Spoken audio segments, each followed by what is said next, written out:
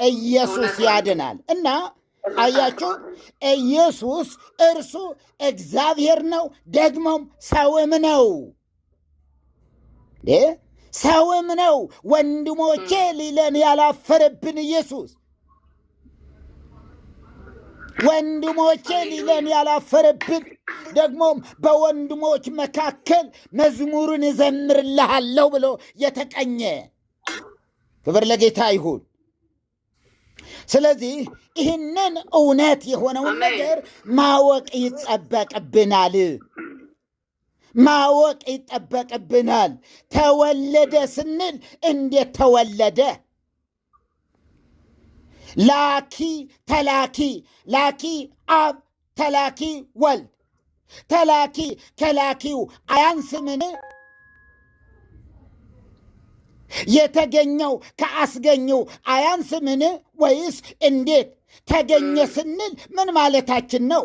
ወጣ ስንል ምን ማለታችን ነው? ወልድም ወጣ ነው የሚለው። ወልድንም ምን እንላለን? ወጣ። መንፈስ ቅዱስንም ወጣ። ምን ማለት ነው? ወጣ ምን ማለት ነው? ከየት ወዴት? ከየት ነው የወጣው? ወዴት ነው የወጣው? ምንድነው? ምን አይነት አወጣጥ ነው የወጣው? አንድ ሕፃን ከእናቱ ማህፀን ሲወጣ የተከበበ ነገር ነበረ። ውጩን ማየት በማይችልበት ሁኔታ ነበረ። ስለዚህ ወልድስ ወጣ ስንል ከየት ነው የወጣ? ምን አይነት አወጣጥ ነው የወጣው? ተወለደ ስንልስ ምን አይነት አወላለድ ነው? አባት እንዴት ከልጅ አይበልጥም? ልጅ እንዴት ከአባት አያንስም? ይህንኑ መጽሐፍ ቅዱሳዊውን መሰረት አድርገን ማወቅ አለብን። እንደዚህ ብለን ተወለደ ተላከ እያልን አይደለም የምንሄደው።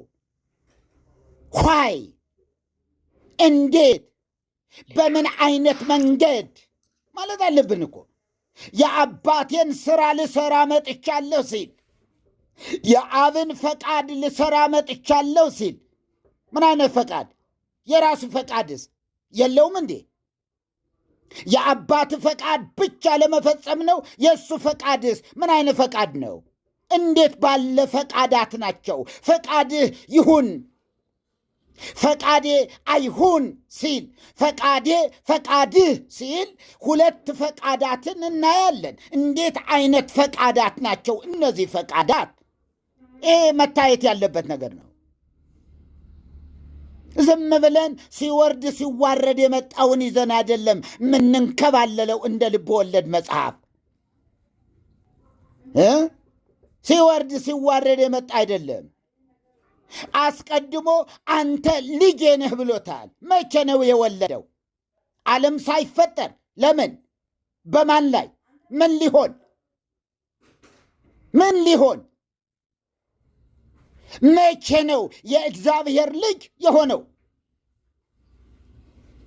በሐዋርያት ሥራ መጽሐፍ ላይ እግዚአብሔርም ጌታም ክርስቶስም አደረገው ይላል። ማን? እግዚአብሔር ኢየሱስን ምን አደረገው? ጌታም ክርስቶስም አደረገው። መቼ? የት? ማወቅ የለብንም እንዴ? መቼ ነው ይህን የሆነው? መቼ ነው ይህን ያደረገው? ዓለም ሳይፈጠር የነበረው ህላዌስ ምንድን ነው? እሱ ዓለም ሳይፈጠርም የእግዚአብሔር በእግዚአብሔር ዘንድ የከበረ እንደነበረ ተናግረዋል። ማን? ኢየሱስ ነው እየተናገረ ያለ። ገና 50 ዓመት ያልሞላው ነው እየተናገረ ያለ። ገና በሥጋ 50 ዓመት ያልሞላው ግን ከአብርሃም በፊት አለሁ የሚል ዓለም ሳይፈጠር በነበረኝ ክብርህ አክብረኝ የሚል ዓለም ሳይፈጠር የነበረው ክብሩ ምንድን ነው? ምንድን ነው እሱ ክብር? በዚያ ክብር መክበር ይፈልጋል። በየትኛው? ዓለም ሳይፈጠር በነበረው ክብሩ። ምንድን ነው ያ ክብር? ያ ክብር ኢየሱስ የሚሻው ክብር፣ ኢየሱስ እየለመነ ያለው ክብር ምን አይነት ክብር ነው? ይህን ማወቅ የለብንም እንዴ ወገኖቼ? በአርአያ መልአክ እንደተገለጠ በብሉይ ኪዳን ዘመን ለምሳሌ እግዚአብሔርን አዩት የሚላለ ኢሳይያስም እንዲሁ ርኢክዎ ለእግዚአብሔር እንዘ ይነብር ዲበ መንበሩ ነዋህ ይላል። እግዚአብሔርን በረጅምና ከፍ ባለ ዙፋን ላይ አየሁት ይላል። አየሁት። እግዚአብሔርን አንድ ስንኳ ያየው የለም ይላል እዚህ ሐዋርያው ደግሞ። ታዲያ ማን ነበረ የታየው? ማንን ነበረ ኢሳይያስ በረጅምና ከፍ ባለ ዙፋን ላይ ያየው? ማንን ነበረ ያዕቆብ ያየው በመሰላሉ አናት ላይ ያየው? መላእክት ሲወጡበት ሲወርዱበት ያየው ያናገረው ያ ማን ነበር ታዲያ? ማን ነበረ አብርሃም የሸኘው? ማን ነበረ በአብርሃም ቤት የተገኘው የታየው? ማን ነበረ ያዕቆብ የዳሰሰው የጨበጠው የታገለው እስኪነጋ ድረስ አልለቅህም ብሎ ሲታገለው የነበረ ማን ነበረ? እርሱ እግዚአብሔር። እኔ የቤቴል አምላክ ነኝ ያለው እርሱ ማን ነበረ? ይህ ማወቅ የለብንም እንዴ? ማወቅ አለብን። ይህ ሁሉ ነበረ ስንማር የነበር ነው። ክብር ለጌታ ይሁን። ይሄ በጣም በስፋት ያየነው ነገር ነበረ። ቀድሞ እንዲያውም እግዚአብሔር ወረደ፣ ተወለደ፣ ወለደ ብለን የመጀመሪያ ርዕሳችንም አካባቢ እንዲህ ነበረ። ቃል ብለን ተረክን፣ ወልድ ደግሞ ለብቻው ተረክ ነው። ወልድ ማን ነው ብለን፣ ቃል ማን ነው ብለን፣ ቃል ሲባል ምን ማለት ነው? መነጋገሪያ ነውን? የአብ መነጋገሪያ መሳሪያ ነውን ብለን የእግዚአብሔር ቃል ስንል የእግዚአብሔር ቃል ወልድን ወልድ አንድ ስሙ ነው፣ ቃል ሌላ ስሙ ነው። ግን ስለዚህ ቃል ስንል ምን አይነት ቃል? መነጋገሪያ ቃል ወይስ መፍጠሪያ የሆነ ቃል? መፍጠሪያ መሳሪያ መፍጠሪያ መሳሪያ ማለት ነውን? ምን ነው ቃል? ይሄ በደንብ በጥልቀትም ያየንበት ጊዜ ነበረ። ሰው ሳለው አይተነዋል። መልሰን አንመጣበትም፣ ላንመጣበት እንችላለን። አለመምጣታችሁ የእናንተ ጉዳይ ነው። ዛሬም እንዳትወጡ ነግሬያችኋለሁ። አንድ ሰው እንዳይወጣ ወይም ደግሞ እገዝታለሁ፣ መስቀል ይዣለሁ። ላሳያችሁ እንዴ ይዣለሁ። ኢየሱስ ክርስቶስ ያድናል። ክብር ለጌታ ይሁን። ስለዚህ ይህንን ነው ማየት ያለብን ብለናል። እንግዲህ በተለይም ደግሞ ተወለደ ስንል ምን ማለታችን ነው? አርዮስ ላመጣው የስህተት ትምህርት መልስ እንሰጣለን ብለውና አትናቴዎስ ቃላት ቢያጥርባቸው፣ ቋንቋ ቢያጥርባቸው፣ ወልድን ለመግለጥ ቋንቋ ቢያጥርባቸው ምን እንበል ሲሉ ብርሃን ዘእምብርሃን አምላክ ዘእምአምላክ፣ ከአምላክ የተገኘ አምላክ ከብርሃን የተገኘ ብርሃን አሉ። ሕጸጽ አለበት፣ ሕጸጽ አለበት። ዋ የሚገርም ነው። የተገኘ ብሎ እንዴት አስገኝና ተገኝ? በምን መንገድ? እንዴት ተገኘ? ተገኘ ሲባል ምን ማለት ነው? ወልድን መስሎ ወልድን አይደለም። እንደዚህ አይነት እንትን አይደለም። ባይብሊካል የሆነ መሰረት ሰጥተን በደንብ እንሄድበታለን። እግዚአብሔር የተባረከ ይሁን። ወገኖቼ የኢየሱስ መወለድ የኢየሱስ ከአብ ጋር ያለው እሪናም ከአብ ጋር ያለው አንድነትም ለሐዋርያ ጥያቄ አልፈጠረባቸው። የሚገርማቸው ነገር ጥያቄ አልፈጠረባቸውም። ስለዚህ ትምህርተ ሥላሴን በስፋት በምልአት ማዘጋጀት አለብን ብለው አልተጨነቁም። በፊታቸው እንደ ስጥ በጣም እንዲህ የተዘረጋ ነገር ነበረ ትምህርተ ሥላሴ።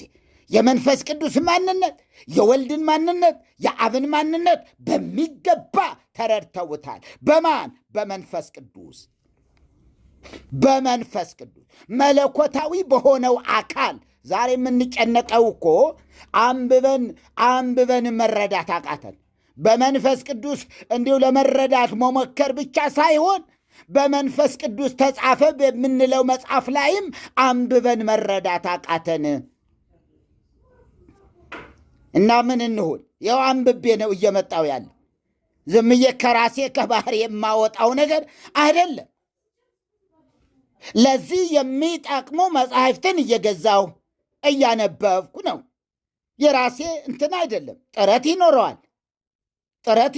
የራሴ ጥረት ይኖረዋል። መጽሐፍትን እየገዛው እየቆፈርኩ በየቀኑ ከአንዱ መጽሐፍ ምን አገኘው፣ ከዚህኛው መጽሐፍ አዲስ ነገር ምን አገኘው፣ ማስታወሻ ላይ እገሌ የተባለ ጸሐፊ በዚህ ነገር ላይ ይሄን ብለዋል። ደግሞ ሌላ መጽሐፍ መዘዝ አድርጌ ደግሞ እዚያ ጋስ ይሄኛው ሰው ደግሞ በዚህ ዓመተ ምሕረት በዚህ ጊዜ የተጻፈ መጽሐፍ ደግሞ ክርስቶስን በተመለከተ እንዲህ አለ። ማስታወሻ። ይህን ማዘጋጀት ጥበብ አይደለም እንዴ? ይህን ማዘጋጀት እውቀት አይደለም እንዴ በራሱ? ስለዚህ ለሁላችንም ይህን ነው መመክራችሁ። አንድ መጽሐፍ ስታነቡ ፊክሽን አይደለም፣ አዲስ ነገር ስታገኙ ማስታወሻ ይዛችሁ በዛችሁ ነገር ላይ ጫር ማድረግ። ሀተታ የሚያስፈልገው ከሆነ ምርምር የሚያስፈልገው ከሆነ ሌላ ትርጓሜ የሚያስፈልገው ከሆነ በቀይ እስክርቢቶ ጻፍ ታደርጓትና አንዷን የሆነች ቃል ከዛ እሱን እዚያ ክፍት ትተውታላችሁ። ክፍት ቦታ ትታችሁለት እንዲህ አይነት የአጠናን መንገድ አጥንታችሁ በደንብ መድረስ ያለብን ነገር ላይ እንደርሳለን። አቅማችን በፈቀደ መጠን ነው። እሱ ኢየሱስን አጥንቶ የሚደረስበት አይደለም። እግዚአብሔር ጋር አጥንተን አንደርስም። እግዚአብሔር የሚጠና አይደለም፣ የሚታመን አምላክ እንጂ። እግዚአብሔር የምናምነው የታመነ አምላክ ነው፣ በጥናት የተገኘ አይደለም። ራሱን የገለጠ እግዚአብሔር በፍጥረታት መካከል ዘፍጥረት 1 ላይ ስንሄድም አስቀድሞ በመጀመሪያ እግዚአብሔር የሚባል ነበረ ብሎ አይደለም የተረከልን እንዴ?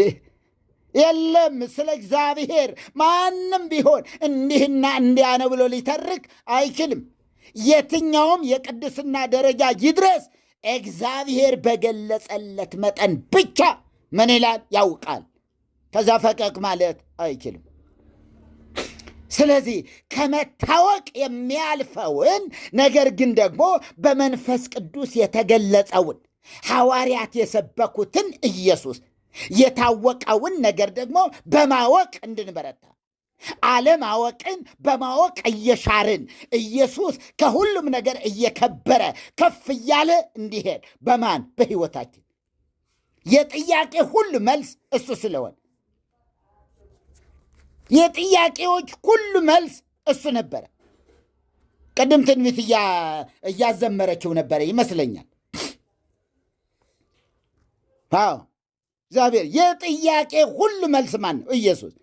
ኢየሱስ ከገባችሁ ታማልዳለች ወይስ አታማልድም? መልአኩ ያማልዳል ወይስ አያማልድም? እንዲሁ የክንፉ ርዝመት ምን ያህል ነው? የአይኑ ስፋት እንዴት ነው? ምናምን የለም፣ እንደዚህ አይነት ነገር የለም። ምክንያቱስ ኢየሱስ መልስ ስለሆነ እንዴ መልስ ስነው እረፍት ስለሆነ ኢየሱስ እረፍት ነዋ። የመልአክ የቅንድቡ ከአንድ ስፋት ወደ አንዱ እንደ ምን ያህል እንደሆነ አትጨነቁም። ኢየሱስ ካሳረፋችሁ አረፋችሁ። ለምን 40 ሚሊዮን አይሆንም? የራሱ ጉዳይ ነው የምትሉት። ኢየሱስ ካላሳረፋችሁ ግን ጭራሽ የፀጉሩ ርዝመት ስትላላችሁ። ጥፍሩ እንዴት ነው? ቀንዱስ እንዴት ነው? ማጣለ መልክአ ሕማማት ላይ ምናምን ነገር በሉ። ኢየሱስ ያላሳረፈው ትውልድ የደረሰው ድርሰት። ዋው! ክብር ለኢየሱስ ይሁን። ሲያሳርፈን እንዲህ ነው የምንሆን፣ እርፍ እንላለን። የጥያቄዎች ሁሉ መልስ እሱ ስለሆነ እግዚአብሔር ይመስገን። እሱ ስለሆነ የሚገርም ነገር ነው እኮ ኢየሱስ። እናንተ ውሃ አምጣልኝ እኮ እያለ ኢየሱስ አብረውት የነበሩት እንኳ ሳያውቁት እንደቀሩ ታውቃላችሁ። እንዲህ ከመሄድ ወይኔ እንደው እንደዚህ የሚሉበት የሚቆጫቸው ነገር እኮ ኖሮ አለ እኮ። በመካከል ሲሰወር ይደነግጣሉ። የት ሄደ? ዞር ዞር ሲሉ የለም። ማዕበልን ሞገድን የሚገስጽ በፍጥረት ታሪክ ታይቶም ተሰምቶም አይታወቅም።